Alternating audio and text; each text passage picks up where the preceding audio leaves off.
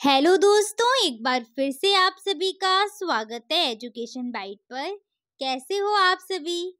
मैं उम्मीद कर रही हूँ कि सभी एकदम बढ़िया होंगे। आज मैं आपका डीएलएड फोर्थ सेमेस्टर का जो इंग्लिश का सब्जेक्ट है उसका टॉपिक शुरू करने जा रही हूँ। फर्स्ट टॉपिक जो है आपका मेथड्स, ठीक है। मेथड्स ऑफ टीचिंग इंग्लिश, यानी कि इंग्लिश को सिखाने में हम जो जो मेथड्स यूज करते हैं वो यहाँ पढ़ने, जिसमें आपके इस सेमेस्टर में केवल 2 मेथड दिए हैं आपके सिलेबस में। एक ग्रामर ट्रांसलेशन मेथड और दूसरा है डायरेक्ट मेथड। साथ साथ आपकी कुछ अप्रोच भी इस सेमेस्टर में दी है, जिसमें आपकी सिचुएशनल अप्रोच हो गई, स्ट्रक्चरल अप्रोच हो गई। तो ये सारी अप्रोच भी आपको पढ़नी होंगी। सबसे पहले हम शुरू करेंगे अप्रोच और मेथड क्या है, इनको डिटेल में नहीं शॉर्ट में देखेंगे क्योंकि पहले से हम इनको पढ़े हुए हैं सेकेंड सेमेस्टर में। अप्रोच क्या है? तो अप्रोच एक दृष्टिकोण होता है। जैसे ही दृष्टिकोण आपने सुना, समझ गए दृष्टिकोण का मतलब क्या है? नजरिया, किसी चीज को देखने का नजरिया। और हर एक व्यक्ति का नजरिया आपको पता है अलग अलग होता है। तो अप्रोच है क्या? An approach is a theoretical view of what language is and how it can be learned. Approach है क्या कि एक थ्योरेटिकल व्यू है जिसमें हम लैंग्वेज क्या है और इस लैंग्वेज को कैसे सीख सकते हैं, कैसे लर्न कर सकते हैं, इसको देखते हैं। एग्जाम्पल में आपका आ जाएगा कम्युनिकेटिव अप्रोच, सिचुएशनल अप्रोच, ये सारी अप्रोच आपके आ जाएंगे। इनको भी डिटेल में हम देखेंगे क्योंकि आपकी 2 तो आपको पढ़नी ही पढ़नी है। अगले है इसका मेथड। मेथड क्या होता है? तो मेथड का मतलब होता है प्लान या फिर योजना।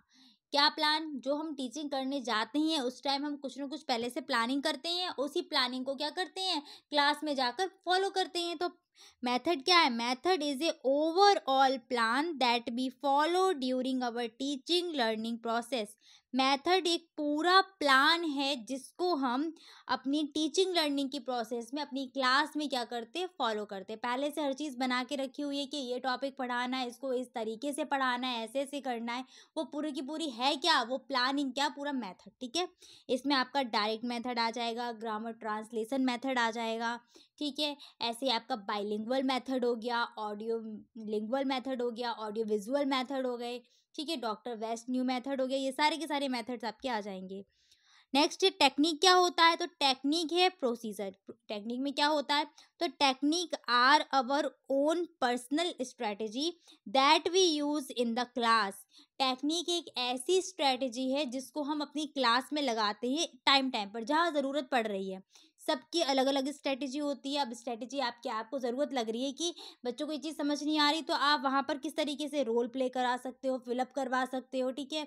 कुछ कुछ चीज़ें ऐसी होती है ना कि डांस या ड्रामा के थ्रू हम उसको बच्चों को बता सकते हैं। तो ये जो चीज़ें होती हैं, ये सारी की सारी चीज़ें किस में आती है? टेक्निक में आती हैं, ठीक है। तो technique are our own personal strategy that we use in the class. चलिए आगे बढ़ते, अगला क्या है? Types of methods and approaches. तो मेथड्स में देखिए grammar translation method, direct method, bilingual method, doctor west new method और ऑडियो वीडियो मेथड। ये सारे मेथड इंपॉर्टेंट है। जिसमें आपको जो मेथड इस सेमेस्टर में दिया है आपके सिलेबस में, वो है ग्रामर कम ट्रांसलेशन मेथड, ठीक है। दूसरा है आपका डायरेक्ट मेथड। ये दोनों मेथड आपको पढ़ने हैं। अप्रोच में स्ट्रक्चरल अप्रोच हो गई, सिचुएशनल अप्रोच हो गई और कम्युनिकेटिव अप्रोच, जिसमें आपकी 2 अप्रोच आपको पढ़नी है, स्ट्रक्चरल और सिचुएशनल। आगे बढ़ने अगला क्या है? सबसे पहला मेथड आज मैं शुरू करने जा रही हूँ, ग्रामर ट्रांसलेशन मेथड। ग्रामर का मतलब क्या होता है? ग्रामर सबको समझ में आ रही है ना? हिंदी ग्रामर होती है, इंग्लिश ग्रामर यानी हिंदी व्याकरण जिसको बोलते हैं, संस्कृत में व्याकरण होती है। सभी एक भाषा में क्या है? व्याकरण है। संस्कृत व्याकरण, हिंदी व्याकरण, सेम ऐसे इंग्लिश में भी है आपकी। और ट्रांसलेशन का मतलब क्या होता है? अनुवाद करना, ठीक है। अपनी भाषा में उसका अनुवाद। अब हमारी जो भाषा मातृभाषा है वो क्या चल रही? हिंदी। तो हम इसको अनुवाद किस में करेंगे? अपनी हिंदी लैंग्वेज में। तो ग्रामर ट्रांसलेशन मेथड में होता क्या है? अनुवाद करते हुए इसमें जो टारगेट लैंग्वेज है उसको सीखेंगे। जो भी हमें सीखनी है भाषा, इंग्लिश को सीखना है तो भी व्याकरण और अनुवाद के माध्यम से हम उसको सीखते। पहले व्याकरण के रूल्स सारे के सारे देखेंगे और फिर एक एक सेंटेंस का अनुवाद करते हुए अपनी अपनी जो देशी भाषा है, मातृभाषा, उसमें अनुवाद करते हुए इसमें सीखते हैं। तो सबसे पहले देखिएगा ग्रामर ट्रांसलेशन मेथड के नाम क्या क्या है, इसको और किन किन नामों से जाना जाता है। पहला है इसका ओल्डेस्ट मेथड, इसको बोलते हैं, सबसे पुराना मेथड है ये। क्लासिकल मेथड के नाम से भी जानते हैं इसको। और तीसरा नाम है ट्रेडिशनल मेथड, ठीक है। ट्रेडिशनल मेथड के नाम से भी इसको जाना जाता है। स्पेलिंग ठीक कर लेना, वो टी बना हुआ है, एल नहीं है। पहला पॉइंट मैंने यही लिख दिया। अगर आ जाए आपसे कि what is grammar translation method, तो ये जो पॉइंट्स मैंने बनाए हैं इन्हीं पॉइंट्स को लिख देना, इनके नाम लिख देना कुछ इस तरीके से पॉइंट्स में कि it is one of the oldest methods of teaching English in India. India में जो सबसे पुराने जो मेथड है वो आपका क्या है, सबसे पुराने मेथड्स में से एक आपका क्या है, ये ग्रामर ट्रांसलेशन मेथड। अगला नाम है इसका, it is also known as classical and traditional method. Classical method के नाम से भी जानते हैं इसको, ट्रेडिशनल मेथड के नाम से भी जानते हैं। अब इसमें है क्या, in this method students learn grammatical rules and then apply those rules by the translating. इस मेथड में स्टूडेंट सबसे पहले जो ग्रामर के रूल्स होते हैं उनको सीखते हैं, ग्रामर के जो नियम होंगे उन नियमों को सीखेंगे। उसके बाद उन रूल्स को, उन नियम को अप्लाई करते हुए क्या करते हैं, उस सेंटेंस का अनुवाद करते हैं। ठीक है, किस किस में अनुवाद करेंगे, between target language and native language. Target language यहाँ पर जो भाषा सीख रहे हैं कौन सी, इंग्लिश, और नेटिव लैंग्वेज हमारी देशी भाषा। तो अनुवाद करते हुए सीखेंगे, किस किस के बीच अनुवाद होगा, टारगेट लैंग्वेज के बीच और नेटिव लैंग्वेज के बीच। नेक्स्ट क्या है point, this method is deductive. ये मेथड कैसा है, निगमनात्मक है। निगमन को यहाँ डिटेल में समझ लो, वैसे मैंने अगली लाइन लिखी हुई है, अगली लाइन पहले पढ़ लेते हैं। Learners learn grammar rules डिडक्टिवली। इसमें होता क्या है, डिडक्टिव मेथड में जब मेथड डिडक्टिव होता है तो वहाँ पर जो लर्नर्स होते हैं, जो सीखने वाले होते हैं, वो जो इस मेथड में करते क्या है कि सबसे पहले रूल्स को सीखते हैं, नियम को सीखते हैं, और नियम से कहाँ जाते हैं, उदाहरण की तरफ। अभी जस्ट बताया था आपको कि इस मेथड में सबसे पहले नियमों का ज्ञान कराया जाता है, उसके बाद अनुवाद कराते हैं, और जब हम नियम से उदाहरण की तरफ जाते हैं तो वो मेरा मेथड उस टाइम हो जाता है डिडक्टिव, यानी कि निगमनात्मक। ठीक है, ठीक है। और जब उदाहरण से हम जाते हैं किसकी तरफ, नियम की तरफ, काफ़ी सारे एग्जाम्पल हैं और एग्जाम्पल से हम जा रहे हैं नियम की तरफ, तो वो होता है आगमन। ये शायद आपने फर्स्ट सेमेस्टर में पढ़ा हुआ, सॉरी फर्स्ट सेमेस्टर में ही था, हाँ फर्स्ट सेमेस्टर में ही था, शिक्षण अधिगम में जब आया था आपका शिक्षण के सूत्र, वहाँ पर आपने ये चीज़ें सारी देखी होंगी।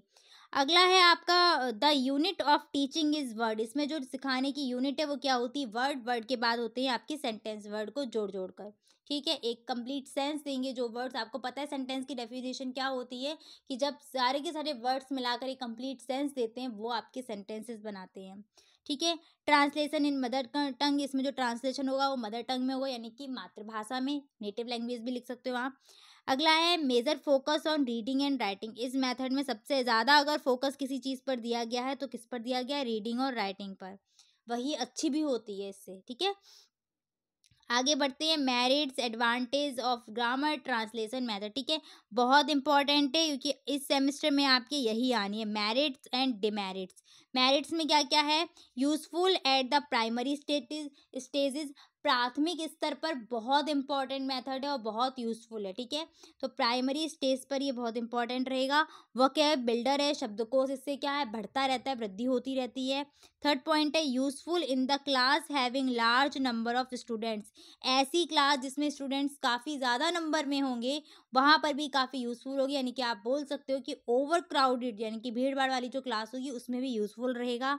नॉट टाइम कंज्यूमिंग, टाइम ज़्यादा इसमें वेस्ट नहीं होता। Benefits in the class having various levels students. ठीक है, ये जो आपके काफ़ी अलग अलग स्तर के अगर छात्र भी बैठे हैं कक्षा में तब भी क्या है, वहाँ पर ये मेथड यूज़फुल रहेगा।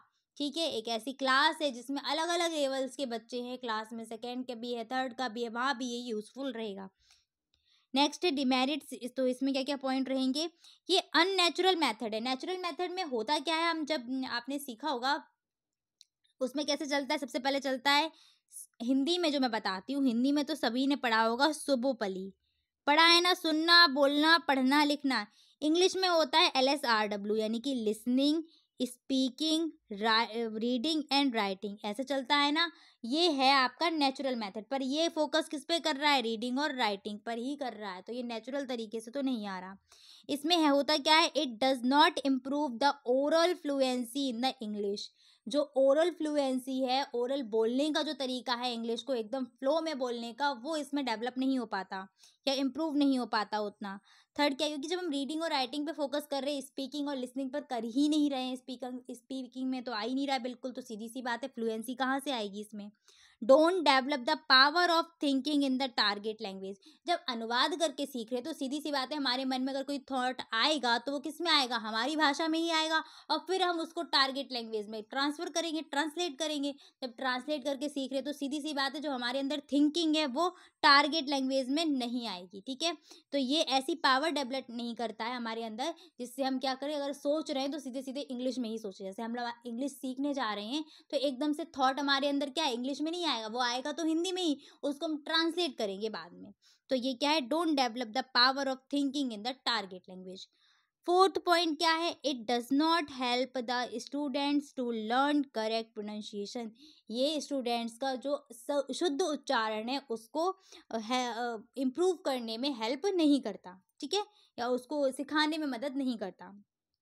सीधी सी बात, ओ जब आप स्पीकिंग पे फोकस कर नहीं रहे हैं तो ये चीज़ें गड़बड़ होंगी या नहीं होंगी। अगला फिफ्थ पॉइंट है, oral practice is almost entirely excluded, ignore speaking in, sorry ये ब्रैकेट में लिखा हुआ है, ये जो है आपकी इसमें ओरल प्रैक्टिस को बिल्कुल ही इग्नोर किया गया है। ओरल प्रैक्टिस में आपकी स्पीकिंग और लिसनिंग दोनों ही बिल्कुल इग्नोर करी गई हैं इसमें। तो लगभग आपका जो इसमें फोकस रहा वो राइटिंग पर ही रहा है, ओरल पर रहा नहीं है। तो ये पूरा था आपका ग्रामर ट्रांसलेशन मेथड। जो इम्प्रूव होगा इसमें सबसे ज़्यादा वो होगा आपका रीडिंग एंड राइटिंग, ठीक है। और ये दोनों आपके एल और एस ये यहाँ पर इग्नोर किए जा रहे हैं। तो इस तरीके से था आपका ग्रामर ट्रांसलेशन मेथड, ये कंप्लीट हुआ। आज इतना ही रखेंगे, मिलेंगे आपके अगले मेथड के साथ जो रहेगा डायरेक्ट मेथड। क्लास कैसी लगती है कमेंट करके ज़रूर बताइएगा, और साथ साथ अपने दोस्तों को भी शेयर करते रहिएगा, ठीक। Thanks for watching and please like share and subscribe my channel. Bye bye, take care.